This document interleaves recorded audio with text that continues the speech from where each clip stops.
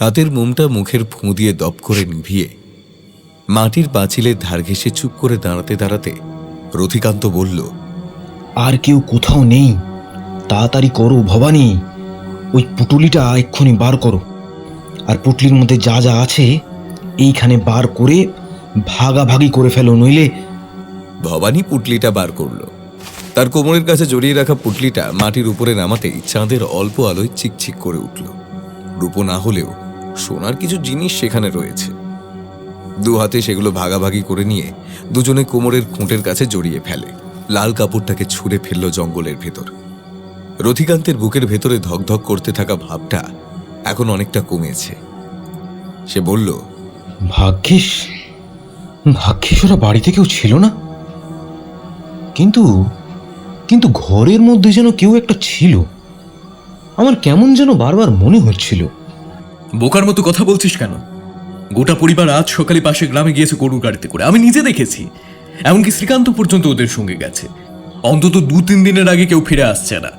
কিন্তু আমি কি এতটা ভুল দেখলাম? আমার যেন মনে হলো বিছানার উপরে কাউকে একটা বসে থাকতে দেখেছিলাম। ভবানীর বুকের ভেতরটা এই কথায় কেমন যেন ধক করে উঠল। তাই তো, ভবানী নিজেও যেন রান্নাঘরের কাজটায় কাউকে একটা দাঁড়িয়ে থাকতে দেখেছিল একবার। প্রথমে মনে করেছিল রথিকান্ত হবে হয়তো, কিন্তু যা হয়েছে ওসব কথা ভুলে যা। বাড়িতে গিয়ে এইসব কথা যেন ভুলেও মনে আনিস না। একবার যখন গয়নাগুলো হাতিয়ে আনতে পেরেছি, ওই রেল স্টেশনের কাছে শ্যাকরার দোকানে সব বিক্রি করে আসতে পারবো। খবরদার, কাজটা কিন্তু খুব চুপি চুপি করতে হবে। একেবারে সব গয়না কিন্তু বিক্রি করা যাবে না। তোর একটা আর আমার একটা, এইভাবে প্রথমে বিক্রি করে আসবো। হ্যাঁ, আর বাকি সব লুকিয়ে রাখবি। বেশি লোভ কিন্তু একসাথে করতে যাস না, তাহলে মরবি। ভবানীর কথায় রথিকান্ত সায় দিল। রথিকান্ত এইসব কাজকর্ম খুব একটা করে না, কিন্তু ভবানী পাকা চোর। অনেকে বলে ভবানীর বাবাও একসময় চোর ছিল। চুরি হলো ওদের বংশ পরম্পরা পেশা। শুধু এই গ্রাম নয়, আশেপাশের গ্রামেও আগে অনেকবার হাত সাফাই করেছে। বাড়ির চৌহদ্দি পেরিয়ে পেছনের ওই ছোট জঙ্গলটার দিকে এগোতে এগোতে রথিকান্তর কি মনে হতে একবার পেছনের দিকে ঘুরে তাকালো, আর সঙ্গে সঙ্গে দেখতে পেল ওই মাটির দেয়ালের এক পাশটায়, যেখানে চাঁদের আলো একেবারে শেষ হয়েছে, ঠিক সেইখানটায় একটা লম্ফ হাতে করে কে যেন দাঁড়িয়ে রয়েছে। লম্ফটা জ্বলছে আর আলোটা মাঝে মাঝে তীর তীর করে কাঁপছে। কিন্তু ওটা কি? ভবানী কথা বলতে বলতে সামনে এগিয়ে গিয়েছিল। রথিকান্ত হঠাৎ সামনে ফিরে তাকালো। সামনেও কেউ নেই। পেছনের দিকে দাঁড়িয়ে একটা মেয়ে। সেই মেয়েটার মাথায় ঘোমটা। চাঁদের আলো তার গায়ে গিয়ে না পড়লেও অন্ধকারের মধ্যেই দেখা যাচ্ছে তাকে। রথিকান্ত কেমন কাঁপা কাঁপা গলায় ডাকলো, ভবানী, ওরে ভবানী, কোথায় গেলি? রথিকান্তর চিৎকার শুনে ভবানী সামনের দিকে এগিয়ে গেলেও আবার পেছনের দিকে সরে এলো। তখন রথিকান্ত দুটো হাতে যেন সামনের দিকে কিছু একটা দেখিয়ে থরথর করে কাঁপতে লাগলো। ভবানী ছুটে এসে তার মুখটা চেপে ধরল, চাপা গলায় বলল, আরে কি করছিস তুই? এমন করলে তো ধরা পড়ে যাবো আমরা। তোকে না বলি হারিয়ে যাই। কি হয়েছে বল? ওই দেখ, ওই দেখ, দেয়ালের কাঁচটায় কে যেন দাঁড়িয়ে আছে। দেখ, হাতে একটা লম্ফ। আমি আমি ওকেই যেন ঘরের বিছানায় বসে থাকতে দেখেছিলাম। তোকে আমি বলেছিলাম ঘরে কেউ আছে আছে। ভবানী ভালো করে তাকালো। চাঁদের আলো যেখানে শেষ হয়েছে সেখানে তো কারো দাঁড়িয়ে থাকার কথা নয়। কোথায় লম্ফ, কোথায় ছায়া? ভবানী পায়ে পায়ে সেদিকে এগোতে গেলে রথিকান্ত আবার চিৎকার করে উঠল, আরে আরে, ওই দিকে কোথায় যাচ্ছিস তুই? বুঝতে পারছিস না? ঘরের মধ্যে, ওই ঘরের মধ্যে কেউ ছিল। ভবানীর মাথায় যেন আগুন জ্বলে উঠল। ছুটে এসে দুটো হাতে রথিকান্তের গলাটা চেপে ধরে বলল, আরে শুয়োরের বাচ্চা, চেঁচামেচি করছিস কেন? তুই বুঝতে পারছিস না নাকি? চিৎকার শুনে যদি কেউ চলে আসে তাহলে কি হবে? আর ওইখানে কেউ নেই, চল আমার সঙ্গে দেখাবো। রথিকান্ত আর চিৎকার করতে পারল না। নিজের ভয়টাকে মনের মধ্যে চেপে হাতটা দিয়ে মুখ চেপে ধরল ভবানী। দ্রুত যেখানে দেয়ালটা সামান্য বেঁকে সামনের দিকে চলে গেছে সেইখানটায় গিয়ে দাঁড়ালো। আলো শেষ হয়ে অন্ধকার শুরু হয়েছে। রথিকান্ত দেখতে পাচ্ছে ভবানীর ঠিক পাশেই দাঁড়িয়ে রয়েছে সেই লম্ফ হাতে নেওয়া, শাড়ি পরে ঘোমটা দেওয়া মেয়ে মানুষটা। কিন্তু সে চিৎকার করতে পারছে না, অথচ ভবানী বলছে, কোথাও কেউ নেই। এ দেখ, এখানে একটা গাছ।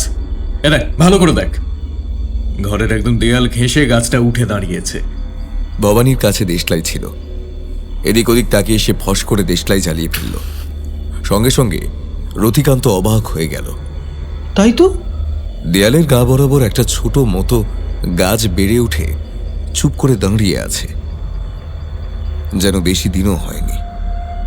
গাছটা বেশ লম্বা হয়ে গেলেও রোগাটে মতো এই গাছটাকে কি অন্ধকারে তাহলে মেয়ে মানুষ বলে মনে হয়েছে। রথিকান্তর যেন ঘাম দিয়ে জ্বর ছাড়ল। ভবানী দেশলাইটিকে নিভিয়ে ততক্ষণে অন্ধকার থেকে চাঁদের আলোর দিকে পা বাড়িয়েছে। এমন সময় ভবানীর মনে হলো তার ঘাড়ের কাছে কার যেন একটা চাপা নিঃশ্বাস পড়ল।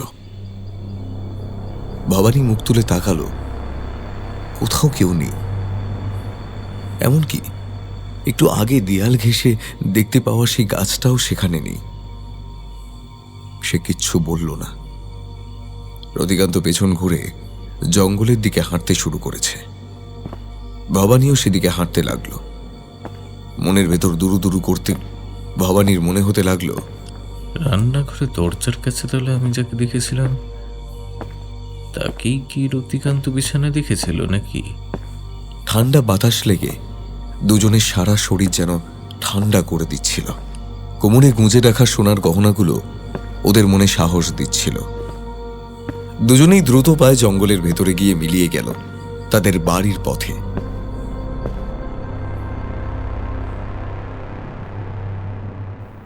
সদ্য ধোঁয়া ওঠা গরম চায়ের বাটিতে একটা লম্বা চুমুক দিয়ে রথিকান্ত বলল, আরে তোমরা এইসব নিয়ে তো চিন্তা করছো কেন? 2 দিনের তো ব্যাপার। তাছাড়া কাশিমপুরের মেলার কথা কে না জানে। যেখানে খুশি সেখানে যাও, ঘুরে এসো। কিন্তু চাষের কাজবাজ চলছে তো, এখন আমি কি করে যাব বলো তো? কিন্তু তুমি না গেলে আমরা একা একা যাই কি করে? সে না হয় গরুর গাড়িতে করে আমাদের পাঠিয়ে দিলে, কিন্তু তুমি না গেলে একা একা হাত পুড়িয়ে রান্না করবে। আরে 2 দিনের তো ব্যাপার, তোমরা যাও, এমন কিছু হবে না। তুমি যাও।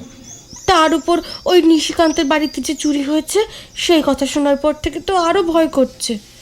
বন্ধ দরজা জানালা ভেঙে নাকি চোর ঢুকেছিল ঘরের ভেতরে। তুমি একা একা ঘুমিয়ে পড়লে তখন? রথিকান্তর বুকের ভেতরটা কেমন যেন ধক করে উঠল। 3 দিন আগে নিশিকান্তর বাড়িতে চুরি হয়েছে, সেই খবরটা গ্রামের সবাই পেয়েছে। পরদিন সকালেই নিশিকান্তরা ফিরেছিল। আর তারপর এই খবরটা বুকের ভেতরে চলতে থাকা গুড়গুড় ভাবটা বুকে চাপা দিয়ে দেখে রথিকান্ত হাসল। তারপর পাশে বসে থাকা খুশির মাথায় একবার হাত দিয়ে বলল, আরে তোমরা ঘুরে এলে আমার ভালো লাগবে। যাও যাও। খুশি তখন থেকে যাবে যাবে বলে বায়না করছে। আরে ওসব চিন্তা করো না, আমি ঠিক থাকবো, কোনো অসুবিধা হবে না। বিকেলের দিকেই হারাধনের গরুর গাড়িতে করে ওদের দুজনকে রওনা করে দিল রথিকান্ত। এখান থেকে পাশের গ্রামে যেতে বেশি সময় লাগবে না, তবে গরুর গাড়িতে মেয়ে আর বউ যাক সেটাই রথিকান্ত চায়।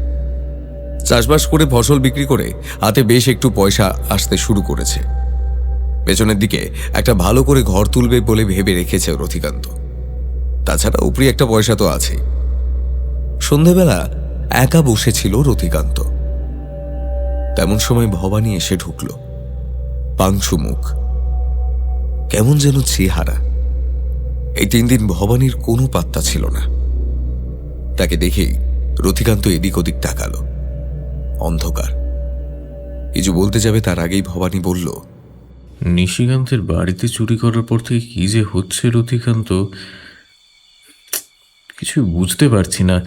বারবার অদ্ভুত কিছু ব্যাপার ঘটছে। কি ব্যাপার? তো চোখ মুখ এমন লাগছে কেন?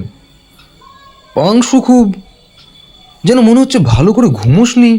আরে ভালো করে ঘুমোবো কি? ভালো করে ঘুমোতে পারলে তো ঘুমাবো। 2 রাত আমি একেবারে চোখের পাতা এক করতে পারিনি, তাই এখন তোর কাছে এলাম। তোর বউ আর মেয়ে চলে গেল দেখলাম, তাই সাহসটা পেলাম। এমন মনে হয় না, কাজটা না আমরা ভালো করিনি, জানিস তো। রথিকান্তর বুকটা ধক করে উঠল। বিছানার উপর দেখতে পাওয়া সেই মূর্তিটাকে তার জন্য আরেকবার মনে পড়ে গেল ঘরের পাশে তো গাছ ছিল, সেখানে মূর্তি ছিল না। কিন্তু ভবানীর দিশেহারা চোখ মুখ দেখে সে সেখানে বসে থাকার সাহস পেল না। ভবানীকে ঘরের ভেতরে ঢুকিয়ে নিয়ে দরজা বন্ধ করে দিল। বাড়িতে তখন অন্ধকার নামতে শুরু করেছে। খোলা জানালা দিয়ে ঠান্ডা হাওয়া শিরশির করে ঘরের ভেতর এসে ঢুকছে। বিড়ির প্যাকেট থেকে একটা বিড়ি বার করল ভবানী। তারপর তাতে আগুন জ্বালিয়ে ধোঁয়া ছাড়তে ছাড়তে বলল, তুই বিশ্বাস করছিস না, তাই তো? হ্যাঁ, বুঝতে পারছি। তুই জানিস আমি একাই থাকি, সিনকুলে আমার কেউ কোথাও নেই। প্রথম দিন যেদিন অনেকগুলো চুরি করে আনলাম সেদিন কিছু হলো না, কিন্তু পরের দিন সন্ধে না একটা অদ্ভুত ব্যাপার ঘটলো, জানিস তো? আমি সেদিন একবার গিয়েছিলাম পাশের গ্রামে গয়না বিক্রি করবো বলে। পরদিন সেখান থেকে ফিরে ঘরের দরজা খুলে ঘরের ভেতর ঢুকছি, এমন সময় মনে হলো রান্নাঘরের কাছে আলো জ্বলছে। কে যেন রান্নাঘরে আছে। আমি তাড়াতাড়ি রান্নাঘরের দিকে এগিয়ে গেছি। রান্নাঘরের পেছনের দিকে তো তুই জানিস একটা ছোট দরজা আছে। দরজার কাছে গিয়ে দাঁড়াতেই দেখতে পেলাম রান্নাঘরে মাটির উপর পিড়িপিতে কে যেন বসে আছে। একটা মেয়ে, মানে মেয়ে ঠিক নয়, একটা বউ। কাপড় পরনে, পায়ে আলতা, একটা লাল রঙের শাড়ি। তার পিঠের উপর বসে সামনের দিকে ঝুঁকে কি একটা যেন করছে। আমি তো প্রথমে অবাক হলাম। ঘরের দরজা বন্ধ, বাইরে থেকে তালা দেওয়া ছিল, তাহলে ঘরের ভেতরে ঢুকলো কি করে? চারপাশে অন্ধকার, ঘরের ভেতর আর কোথাও কোনো আলো জ্বলছে না। আমি কি মনে করে রান্নাঘরের দিকে এগোলাম। দরজা দিয়ে ঢুকে মেয়ে মানুষটার গায়ের উপর হাত রাখতে যাব, এমন সময় মেয়েটা আমার মুখের দিকে তাকালো, আর সঙ্গে সঙ্গে ঘরের আলোটা যেন দপ করে নিভে গেল। এইবার একটা আশ্চর্য কাণ্ড ঘটে গেল, বুঝলি? মনে হলো আমার সামনে যে বসেছিল সে সোজা আমার দিকে ঘুরে তাকিয়ে আছে। এই অন্ধকারের মধ্যে তার চোখ দুটো যেন আমি দেখতে পাচ্ছি, সেও আমায় দেখছে।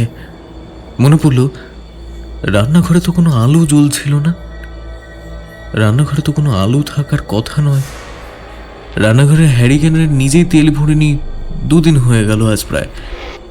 ঘরের হ্যারিকেনটা দিয়ে কাজ করছি, তাহলে ঘরের দরজাটা এমন সময় ধরাম শব্দ করে বন্ধ হয়ে গেল। আমি যে সেখান থেকে বাইরে বেরিয়ে যাব সে উপায় পর্যন্ত নেই। দুটো পা যেন পাথরের মতো হয়ে গেছে। রথিকান্ত, রথিকান্ত, আমি তোকে বোঝাতে পারছি না। ঘরের ভেতর খুটখুট করছে অন্ধকার, আর সেই অন্ধকারের মধ্যে দুটো চোখ যেন আমার দিকে তাকিয়ে রয়েছে। রথিকান্তর মনে হলো ঘাড়ের কাছে কেমন শিরশির করে উঠল। এই ঘরের মধ্যেও একটা হ্যারিকেন জ্বলছে, কিন্তু তার আলোটা ক্রমশ যেন কমে এসেছে। মনে হচ্ছে যেন চারপাশে ভবানী সেই রান্নাঘরের অন্ধকারটা একটু একটু করে জমতে শুরু করেছে। ভবানী ফ্যাকাশে চোখে তাকিয়ে রয়েছে রথিকান্তের দিকে, তার মুখটা হা করা, ঘরের জানালাগুলোর মতন খোলা। রথিকান্তের কেমন যেন মনে হচ্ছিল জানলার বাইরে দাঁড়িয়ে কেউ যেন অপেক্ষা করছে ওদের কথা শোনার জন্য। রথিকান্তর মুখের দিকে তাকিয়ে ভবানী আবার বলল, আমার যে কি ভয় করছিল আমি তোকে বোঝাতে পারবো না। রান্নাঘর থেকে পালাতে পারছি না, চিৎকার করতে পারছি না। চোখ দুটো যেন আমার চোখের সামনে এসে আমায় দেখছে। এত ভয় পেয়ে গেলাম যে চোখ বন্ধ করে ফেললাম। আমার ঠিক তখনই মনে হলো কার যেন নিঃশ্বাস আমার চারপাশে ঘুরে বেড়াচ্ছে। রথিকান্ত, জীবনে এত ভয় না আমি কোনোদিন পাইনি, বিশ্বাস কর। চোখ বন্ধ করে বারবার মনে পড়ছে রান্নাঘরে সেই কথাটা। রান্নাঘরের কথাটা? কোন রান্নাঘর? আরে নিশিকান্তর বাড়ির রান্নাঘর। নিশিকান্তর বাড়িতে কি হয়েছিল মনে নেই? রথিকান্তের মাথার ভেতরে তালগোল পাকিয়ে যেতে লাগলো। নিশিকান্তর বাড়ির রান্নাঘরে কিছু একটা হয়েছিল, কিন্তু এখন কেন জানি মনে পড়ছে না। ভবানী বলল, তুই গিয়ে ঢুকলি ভেতরের ঘরে, আমি গিয়ে ঢুকলাম রান্নাঘরে। দেশলাই জ্বালিয়ে রান্নাঘরের কাছে খুঁজতে খুঁজতে হঠাৎ যেন মনে হলো দরজার কাছে কেউ এসে দাঁড়িয়েছে। আমি তো ভাবলাম তুই। বললাম, এই রথিকান্ত, এখানে এলি কেন? আরে ঘরে ভালো করে খোঁজ, ঘরের মধ্যেই তো পাওয়ার কথা। এখানে দেখি যদি কোনো দামি বাসনপত্র পাওয়া যায়। অথচ তোর কোনো সাড়াই নেই। দেশলাইটা ঠিক তখনই জ্বালতে হাতের কাছে এসে পড়েছিল। দেশলাইয়ের কাঠিটা জ্বলতে জ্বলতে কখন যে একেবারে শেষ হয়ে গেছে আমি বুঝতেই পারিনি। ভীষণ ভয় পেয়ে মনে হলো আগুনটা নিভে যেতেই যেন একটা কিছু ঘটবে। তারপর কখন যেন শেষ হয়ে গেল। পেছনে ঘুরে তাকিয়ে দেখি দরজার কাছে কেউ একটা দাঁড়িয়ে আছে, ভেতরে নয় বাইরে, যেখানটা অন্ধকার ঠিক সেখানে। তোর মতো মনে হলো না, জানিস তো, মনে হলো একটা একটা মেয়ে মানুষ, মাথায় তার ঘোমটা দেওয়া, ঘোমটা মুখের একদম নিচ পর্যন্ত চলে এসছে। প্রথমে ভয় পেয়ে গেলাম, নিশিকান্তর বাড়ির লোকেরা চলে এলো নাকি, কিন্তু কোনো শব্দ নেই, কোনো কিচ্ছু নেই। এদিকে অন্ধকার, আমি আরেকটা যে দেশলাই জ্বালাবো তার সাহস পাচ্ছি না। যেন মনে হচ্ছে যে কোনো সময় ওই দরজার পাশে দাঁড়িয়ে থাকা মেয়ে মানুষটা ঘরে এসে ঢুকবে। আমি আবার বললাম, কে? আরে কে ওখানে? মেয়ে মানুষটা কিন্তু তবু নড়ল না, জানিস তো। বারবার মনে হলো ঘুমটার তলা থেকে দুটো চোখ যেন আমার দিকে একদম সোজাসুজি তাকিয়ে আছে।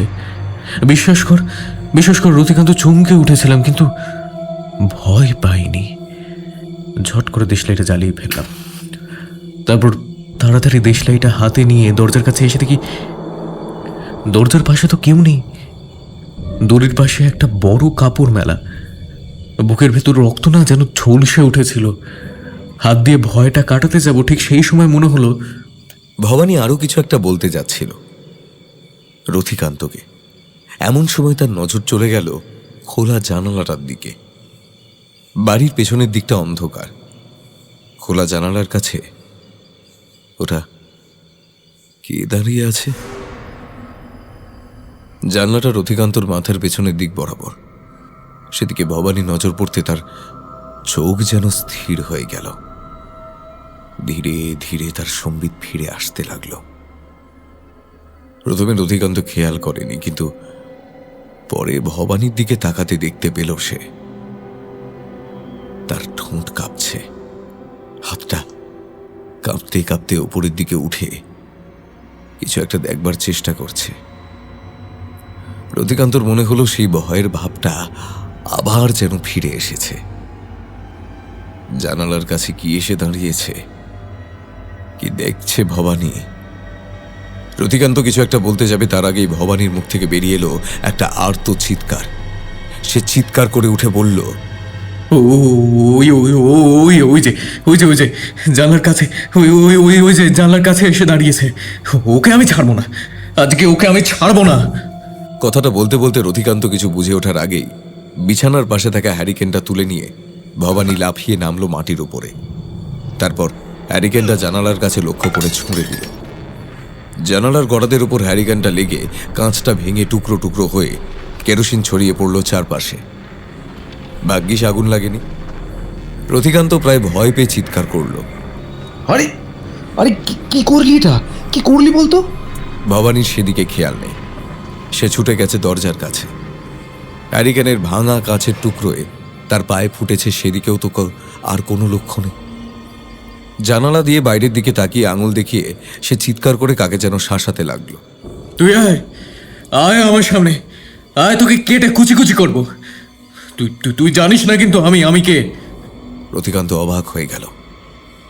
ভবানীর চোখ দুটো বিস্ফারিত হয়ে গেছে, নাকের পাটা ফুলে উঠেছে, মুখের এক পাশ দিয়ে লালা পড়ছে, তার কাঁপা গলাটা যেন ওঠানামা করছে। সেইভাবেই ভবানী রথিকান্তর দিকে তাকাতে সে ভয় পেয়ে গেল। ভবানী বলল, দেখতে পেলি না তুই? ওই শয়তানি জানলার কাছে দাঁড়িয়েছিল, আমার দিকে তাকিয়েছিল। ঘুমটার আড়াল থেকে দুটো চোখ শুধু আমাকেই দেখছিল। রথিকান্ত ভবানীকে সামলালো। তার পায়ের ভেতর কাঁচ ফুটেছিল, সেটা বার করে দিয়ে রক্ত বন্ধ করার জন্য মলম লাগিয়ে দিল। তারপর কাপড় বেঁধে দিল। একটু পরে ভবানী খানিকটা শান্ত হলো। তারপর যেন নিজের মনেই বলল, কি যে হলো আমার! চিৎকার করলাম, এই ভাই আমায় ক্ষমা করে দে। কি যে হলো! জানলার কাছে ওই মেয়ে মানুষটাকে দেখে আমি নিজেও না স্থির থাকতে পারলাম না, জানিস তো। জানলার কাছে কোন মেয়ে মানুষকে দেখলি বলতো? ওই যাকে তুই ওই বাড়িতে দেখেছিলি? একটা কথা বলতো আমায় ভবানী, সেদিন ওই দেয়ালের কাছে সত্যি সত্যি সেই গাছটা ছিল তো? আমি কিন্তু নিশিকান্তর বাড়িতে আর খুব বেশি একটা যাই না। পিছনের দিকে ওই গাছটা কিন্তু আমি কোনোদিন খেয়াল করিনি। সত্যি গাছটা ছিল তো? ভবানীর মনে হলেও তার মেরুদণ্ড বেয়ে বরফ গলা জল কেউ যেন ঢেলে দিচ্ছে।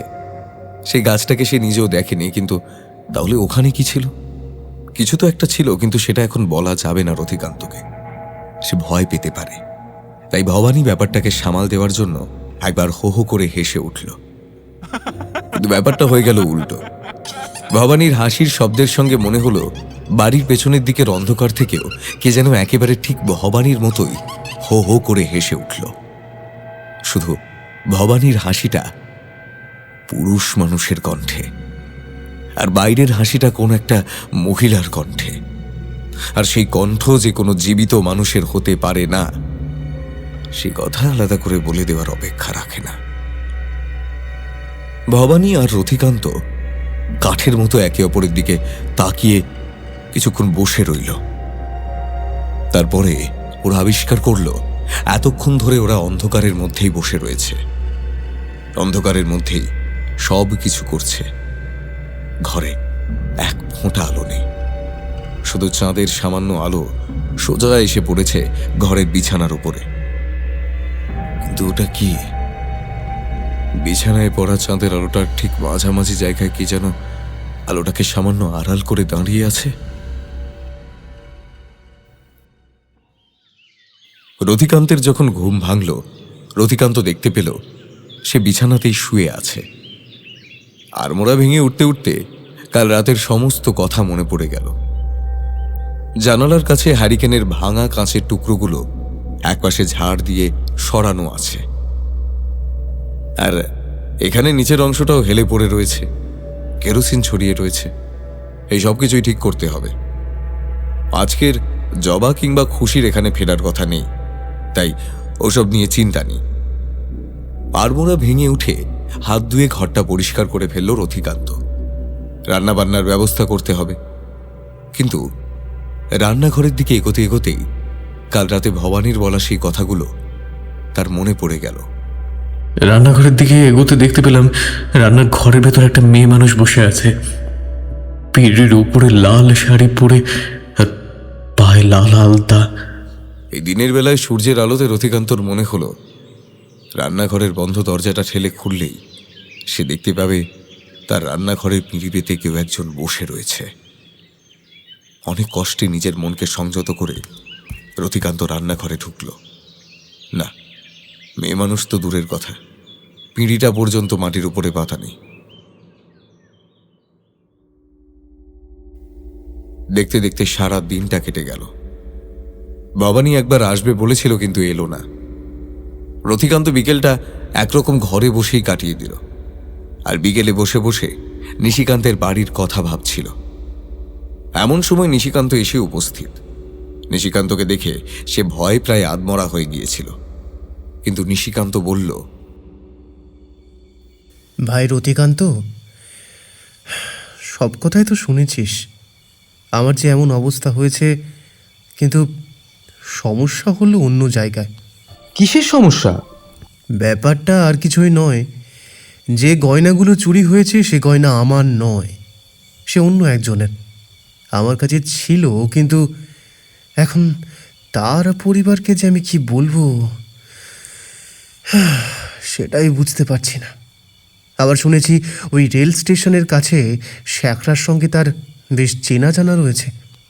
গয়নাগুলো কেমন ছিল মোটামুটি আমার সবই ধারণা আছে। তো যদি সেই শ্যাকরাকে বলে এমন কিছু গয়না তৈরি করে দেওয়া যায়, মানে অন্তত সোনার জল করা হলেও হবে, টাকা পয়সা নিয়ে চিন্তা করতে হবে না, সে আমি ব্যবস্থা করে দেব। রথিকান্ত আরো চমকে উঠল। সেই শ্যাকরার কাছেই রথিকান্তর চেনা শোনার সুবাদেই তো ভবানী দুটো হাতের বালা বিক্রি করে দিয়ে এসেছে, একটা তার এবং একটা ভবানীর। তার টাকাই এখন আছে তার কাছে। যদি অমন গয়না বানাতে যায় নিশিকান্ত, তাহলে তো সেখানে সন্দেহ করবে।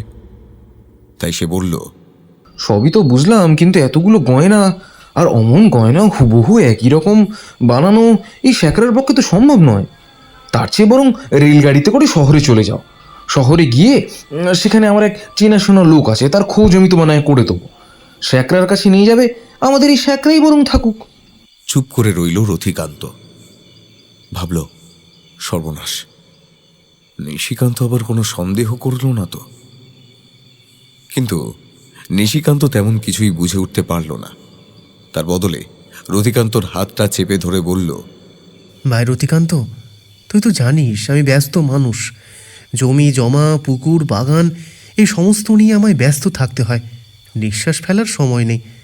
কিভাবে যে দুটো দিন বাইরে কাটিয়ে এসেছি সে আমি জানি। তার চেয়ে বরং আমি সব কথা তোকে বলে দেব, একটা কাগজে লিখে দেব। হ্যাঁ, গয়নাগাটি কেমন হবে, আসলে ওই গয়নাগাটির একটা ছবি তোলা আছে বুঝলি, সে ছবিটাও সঙ্গে করে দিয়ে দেব। সেই ছবি দেখে দেখে সমস্ত গয়নাগুলো শহরের শ্যাকরার কাছ থেকে তৈরি করে আনতে হবে তোকে। তার জন্যে তোকে কিছু টাকা দেব, যাতে থাকার খাওয়ার খরচা চলে যায়। রথিকান্ত মনে মনে ভাবল, একেই বলে, হ্যাঁ, একেই বলে কপাল। যার গয়না চুরি করেছি সে আবার আমার কাছে সেই নতুন করে গয়না বানিয়ে দেওয়ার বায়না দিয়ে যাচ্ছে। রথিকান্তর কাছে নিশিকান্তের আসার কিন্তু অন্য একটা কারণ আছে। রথিকান্ত একসময় শহরে এবং তারপর ওই রেল স্টেশনের কাছে শ্যাকরার দোকানে সোনার কাজ করেছিল। কাজকর্ম সে জানে, কিন্তু চুরির স্বভাব টুকরো টাকরা ছিল। এখান থেকে ওখান থেকে সোনা, টাকা পয়সা চুরি করত। তাই এই রেল স্টেশনের শ্যাকরা তাকে কাজ থেকে বার করে দিয়েছে। কিন্তু হাতের কাজ বেশ ভালো, তাই যাতে করে কমে খেতে পারত, তাই এই কথাটা বাইরে কাউকে বলেনি। কিন্তু রথিকান্ত সেই পথে যায়নি। আবার ধরে নিয়েছে বাবার মৃত্যুর পরে। এই সমস্ত কিছু করে ভালোই খাচ্ছে, কিন্তু তার মধ্যে এই অবস্থা। ঠিক আছে, তুই যখন বলছিস তাহলে আমি একবার চেষ্টা করে দেখবো, অসুবিধে নেই। টাকা দিয়ে যাস, আমি শহরে গিয়ে দুদিনের মধ্যে বায়না দিয়ে আসবো। সঙ্গে করে টাকা নিয়ে এসেছিল নিশিকান্ত। কিছু টাকা তাকে দিয়ে গেল এবং সন্ধ্যের মধ্যেই ছেলের হাত দিয়ে চিঠি আর ছবি পাঠিয়ে দেবে বলে গেল। রথিকান্ত আনন্দে মশগুল হয়ে পড়ল। এতটাই মশগুল হয়ে পড়ল, ভবানীর কথা সে মন থেকে ভুলেই গেল।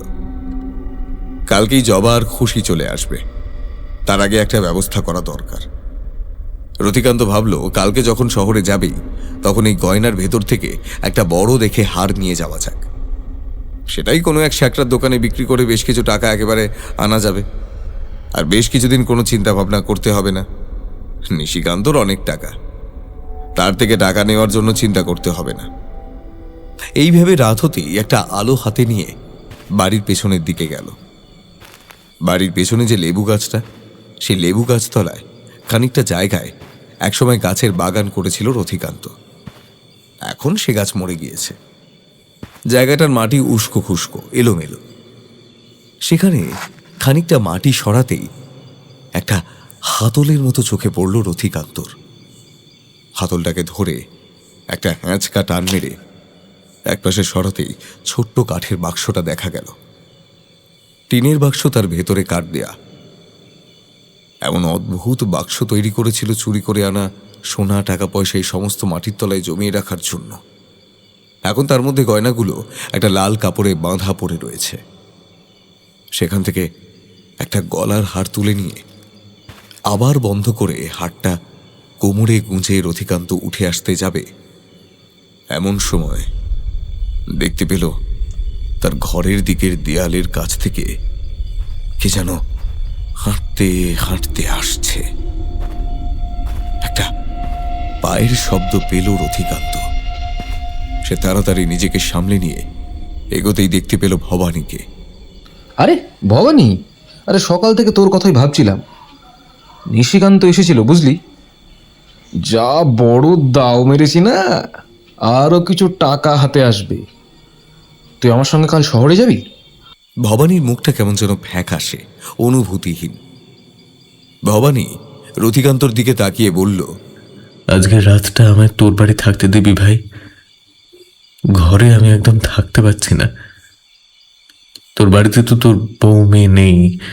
আজকে রাতটা কাটিয়ে দিই, তারপর কাল রথিকান্তর দুটো ঘর পাশাপাশি, তাই চিন্তা নেই। সে ভবানীকে ডেকে নিল। রাতের বেলা ভবানী কিছুই খেতে চাইল না। মনের আনন্দে রথিকান্ত পেট ভরে খেয়ে দিয়ে গয়না, টাকা পয়সা এই সব একটা লাল পুটুলিতে ভরে তারপর গুছিয়ে রেখে দিল।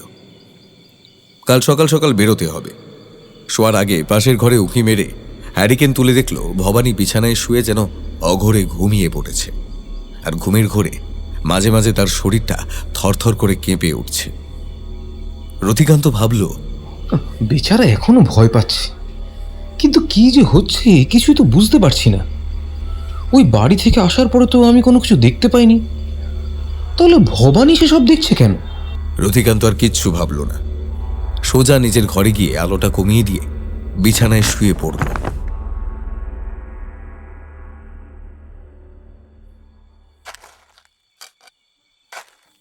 তার ঘুমটা যখন ভাঙল তখন অনেক রাত হয়েছে। আশ্চর্য, কোথায় যেন একটা মাটি কোপাবার মতো শব্দ পাওয়া যাচ্ছে না? এত রাত্রে কে মাটি কোপাচ্ছে? কোদালের শব্দ শুনতে পাচ্ছিল রথিকান্ত। তাড়াতাড়ি উঠে আলোটা বাড়িয়ে পাশের ঘরে দরজাটা সামান্য ঠেলতেই দেখতে পেল বিছানার উপরে ভবানী নেই, ঘরের দরজা খোলা। তাড়াতাড়ি ঘর থেকে বাইরে বেরোতেই চাঁদের আলোয় উঠোনের মাঝখানের দিকে তাকিয়ে ভবানীকে দেখতে পেল। অবাক কাণ্ড, উঠোনের মাঝখানে দুটো হাতে কোদাল তুলে কোপাতে কোপাতে মাটির ভেতরে একটা চারকোনা ছোট মতো গর্ত তৈরি করে ফেলেছে ভবানী, আর গোটা শরীর জুড়ে দরদর করে ঘাম পড়ছে। পায়ের কাছে বোধহয় কোদালের কোঁপ লেগেছিল, সেখান থেকেও দরদর করে রক্ত পড়ছে, কিন্তু সেই দিকে কোনো রকমের ভ্রুক্ষেপ নেই তার। মাটির উপর কোদাল কোপাতে কোপাতে জায়গাটাকে বড়ই করে চলেছে সে। রথিকান্ত কিছু একটা বলতে যাবে, তার আগেই তার নজর গেল সেই গর্তের দিকে। গর্তের ভেতর থেকে ওটা কার মাথা বেরিয়ে আসছে? মাথাটা যেন আস্তে আস্তে ঘুরিয়ে তাকালো রথিকান্তের দিকে। রথিকান্ত তখনও নামেনি উঠোনের উপর। সে পা রাখতে গিয়েও কোনো রকমে সামলে নিয়েছে নিজেকে। মাথাটা যেই ভবানীর দিকে তাকালো, তখনই রথিকান্ত নিজের সর্বশক্তি দিয়ে ভবানীর দিকে তাকিয়ে প্রায় চিৎকার করে ওঠে। ভবানী, এই ভবানী, এসব তুই কি করছিস? এসব কি করছিস তুই? ভবানী কিন্তু কোনো উত্তর করল না, মুখ তুলে তাকালো না, যেন ভবানী তার কোনো কথাই শুনতে পারছে না। কোদালটা তুলে সপ সপ করে মাটি কাটতে লাগলো। রথিকান্ত আর দাঁড়িয়ে থাকতে পারল না।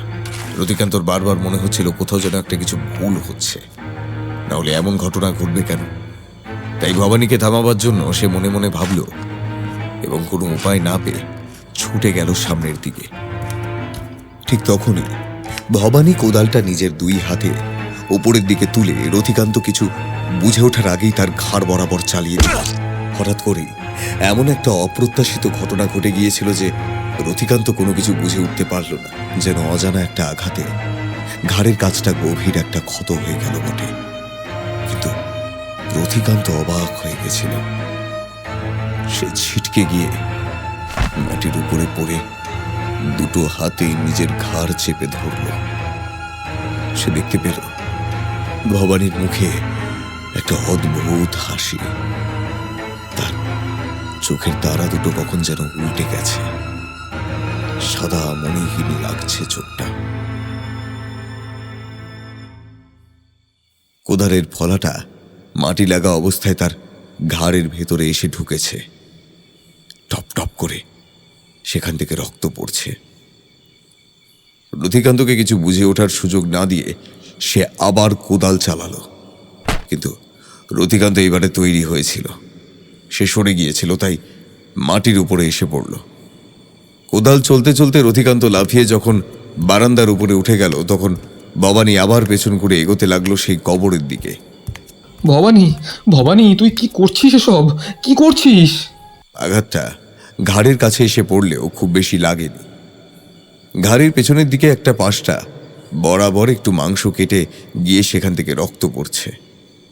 এই পিঠের পাশ থেকে লম্বা হয়ে ক্ষত হয়েছে। কোনো রকমে নিজের হাতটা দিয়ে ক্ষতটা চাপতে গিয়ে হাতটা রক্তাক্ত করে ফেলল। ভবানী চিৎকার করে বলল, আমি ঠিক জানি, আমি ঠিক জানি তুই তুই আসল শয়তান। মাটির ভেতর বসে বসে কি ভাবছিস? আমি আমি আমি আমি দেখতে পাচ্ছি না নাকি? তোকে আমি ছাড়বো না। আমাকে আমাকে ছেড়ে দে বলছি। কথাগুলো যেন বাতাসে ভেসে চলল। এমন কোনো কেউ উত্তর করছে না। পাগল পাগল লাগছিল রতিকান্তের।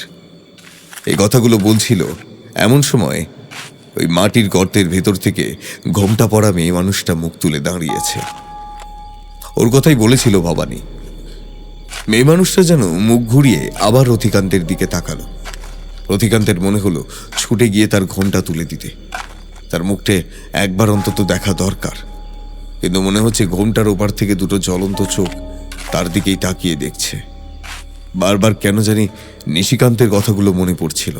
ওই গয়না, হ্যাঁ হ্যাঁ, ওই গয়নাগুলো নিশিকান্তর বাড়ি থেকে আনার পর থেকে এইসব হচ্ছে না তো। রতিকান্ত আর সামলাতে পারল না, লাফিয়ে নামলো মাটির উপরে।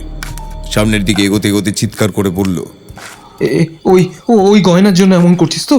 ওই গয়না আমি ফিরিয়ে দেবো, ওই গয়না আমি সব ফিরিয়ে দেবো তোকে। এমন সময় ভবানী থেমে গেল। তার হাত থেকে কোদালটা ধপ করে নেমে গেল নিচের দিকে। হঠাৎ হাঁটু মুড়ে ভবানী বসে পড়ল মাটির উপর, যেন হঠাৎ করে তার শরীরে জ্ঞান ফিরে এসেছে। এমনভাবে ভবানী বলল, আমি আমি এখানে কি করে এলাম? আমি এখানে আর রতিকান্ত, তোর ঘাড়ে কি হয়েছে রে? আর উঠোনের মাঝখানে এত বড় একটা কবর কে খুঁড়লো? এমন সময় সেই গর্তের মাঝখান থেকে ঘোমটা পড়া মেয়ে মানুষটাকে মাটি বরাবর উপরের দিকে উঠে আসতে দেখতে পেল রতিকান্ত। অদ্ভুত, ঠিক কুকুর বেড়াল যেমন মাটি কামড়ে চার হাত পা উপরের দিকে উঠে আসে, তেমনভাবেই উঠে দাঁড়াতে লাগলো মেয়েটি। ভবানী ভয় ভয় পেছনের দিকে সরে গেল। মেয়ে মানুষটি কিন্তু ভবানীর দিকে এগোলো না।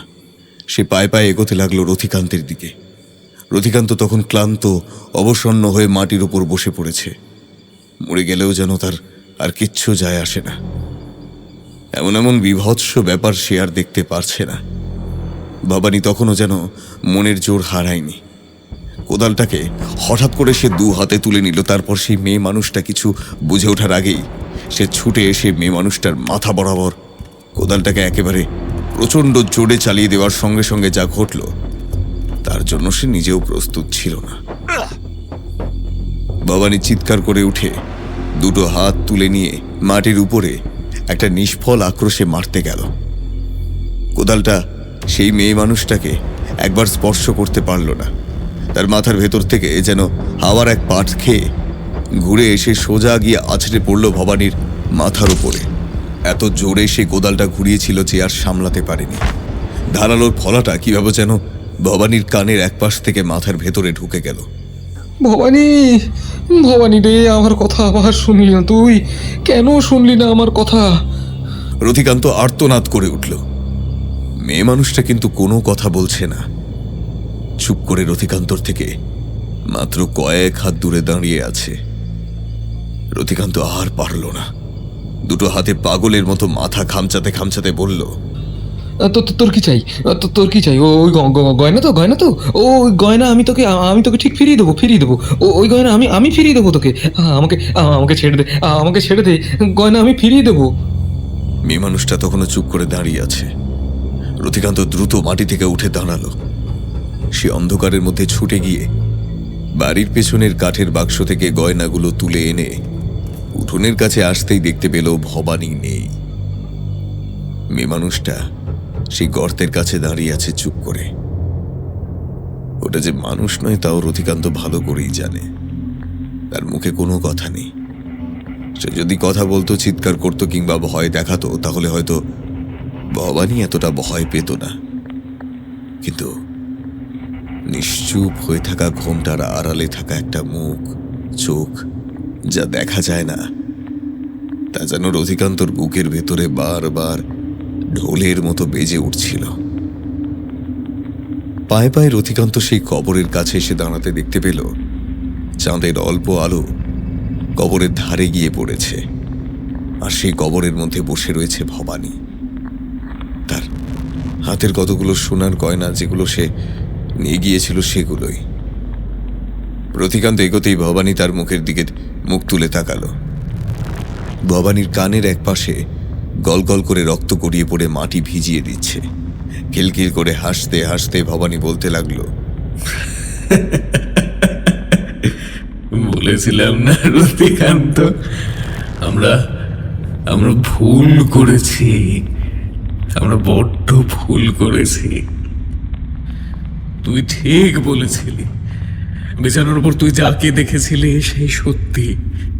সঙ্গে সঙ্গে রতিকান্তর মনে পড়ে গেল সেদিন রাতের কথা। নিশিকান্তর বাড়িতে ঢুকে যখন ঘরের দিকে এগিয়ে গিয়েছিল তখন কি হয়েছিল। ভবানীর সঙ্গে এখানে এসে কি ঠিক করলাম? গ্রামের লোক যদি একবার জানতে পারে, একবার যদি নিশিকান্ত জানতে পারে, কি যে হবে। একটা দেশলাই জ্বালিয়ে রতিকান্ত ঘরের ভেতরে ঢুকল। ঘরের দরজা ছিটকিনি দেওয়া ছিল। দরজা খুলতে ঘরের ভেতরটা যেন উন্মুক্ত হয়ে গেল তার কাছে। অন্ধকারে প্রথমে ভালো করে কিছু দেখা যায় না। রতিকান্ত এগিয়ে গেল ঘরের দরজা পেরিয়ে আলমারিটার দিকে। ঘরের ভেতরে কাঠের একটা আলমারি। এই আলমারি অনেক খরচ করে নিশিকান্ত স্টেশনের কাছে দোকান থেকে বানিয়েছিল। টানাটানি করে প্রথমে খুলতে পারল না সে, কিন্তু আলমারির দরজা খোলার জন্য মূল যন্ত্র নিয়ে গিয়েছিল ভবানী। সে আলমারি খুলবে, তাই আলমারিটাকে বাদ রেখে বাকি ঘরে ঘুরতে ঘুরতে হঠাৎ বিছানার দিকে তাকিয়ে রতিকান্তর মেরুদণ্ড বেয়ে যেন একটা হিমস্রোত বয়ে গেল। বিছানার উপর ওটা কে বসে আছে? ওই তো ওই তো দেয়ালের কাছে হেলান দেওয়া। আমি কিছু করিনি, আমায় ছেড়ে দাও, আমি কিছু করিনি। কাঁপা কাঁপা গলায় রতিকান্ত দুটো হাত জড়ো করতে যেতেই দেশলাইয়ের ছ্যাঁকা লাগলো তার আঙুলে। একবার উফ করে উঠে আবার বিছানার দিকে তাকালো। আশ্চর্য, এইমাত্র যেন দেখলাম বিছানার ওপর কেউ বসে আছে, আর এখন নেই। কি যে হচ্ছে কিছু বুঝতে পারছি না। আমি কি তাহলে ভুল দেখলাম নাকি? রতিকান্তের মনে হলো বিছানার উপরে সত্যি সত্যি কেউ বসে নেই, কিন্তু ঘরের ভেতরে কেউ একটা আছে। বারংবার চেষ্টা করেও সে দেশলাই জ্বালাতে পারছে না। যতবারই দেশলাই জ্বালাবার চেষ্টা করছে যেন মনে হচ্ছে একটা অদৃশ্য কেউ ফুঁ দিয়ে নিভিয়ে দিচ্ছে। অনেক কষ্ট করে ঘামতে ঘামতে যখন দরজার কাছে এসে দেশলাইটা জ্বালিয়েছিল রতিকান্ত, তখন দেখতে পেয়েছিল বিছানার উপর ঠিক সেই জায়গাতেই দেয়ালের কাছে হেলান দিয়ে কেউ একটা বসে আছে। একটা মেয়ে মানুষ মাথায় ঘোমটা, আর কিছু বোঝার আগেই ওপাশ থেকে ভবানী এসে ঢুকেছিল। কথাগুলো মনে পড়ে গেল রতিকান্তর। কবরের ভেতর থেকে ভবানী খিলখিল করে হাসতে হাসতে বলছে,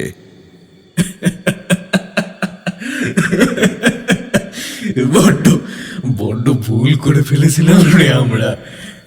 বুঝতে পারিনি। ওকে ওকে চিনতে পারছিস না? ওকে চিনতে পারছিস না তুই?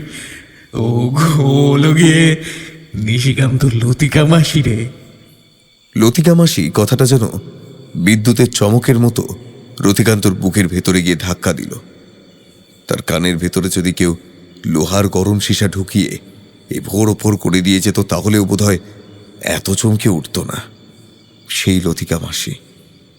তারপরই মনে পড়ল, হ্যাঁ, নিশিকান্ত তো এমন কিছুই বলেছিল। ওই গয়নাগুলো তাদের নয়, অন্য কেউ তার কাছে রাখতে দিয়েছিল। লতিকা মাসি তো ওই ঘরেই মরেছিল। ওই ঘরে হঠাৎ করে হৃদযন্ত্রের ক্রিয়া বন্ধ হয়ে মারা যায় সে। তখনই পেছনের দিক থেকে একটা চাপা হাসির শব্দ যেন ভেসে এলো রতিকান্তর কানে। সে পেছন ঘুরতে যাবে, এমন সময় তার ঘাড়ের উপর ঠান্ডা একটা নিঃশ্বাস এসে পড়ল। লতিকা মাসি জন্ম থেকে কথা বলতে পারত না, বোবা। এতক্ষণে পরিষ্কার হলো এই ছায়ামূর্তি কেন কথা বলছে না। রতিকান্ত একবার তার মুখটা দেখার জন্য পেছনের দিকে ঘুরতে গেল, আর ঠিক তখনই পেছন থেকে প্রচন্ড একটা ধাক্কায় যেন সে ছিটকে গিয়ে পড়ল কবরের ভেতরে। তার হাতের গয়নাগুলো ঝনঝন করে ছড়িয়ে পড়ল মাটির উপর। ভবানী যেন দু হাত পেতেই ছিল। রতিকান্ত পড়ার সঙ্গে সঙ্গেই বুঝতে পারল ভবানীর হাতে ছিল সেই কোদালটা। রতিকান্ত গিয়ে পড়তেই তার গলা বরাবর কোদালের ফলাটা ঢুকে পড়ে প্রায় গলাটাকে অর্ধেকটা আলাদা করে দিয়েছে। প্রচন্ড যন্ত্রণার মধ্যেও রতিকান্ত কোনো রকমে মুখটা তুলতে তুলতে দেখতে পেল ভবানীর দুটো চোখ কখন যেন সাদা ফ্যাকাশে হয়ে গেছে। ঝরঝর করে কে যেন ওপর থেকে মাটি ছড়িয়ে দিচ্ছে সেই কবরের ভেতরে।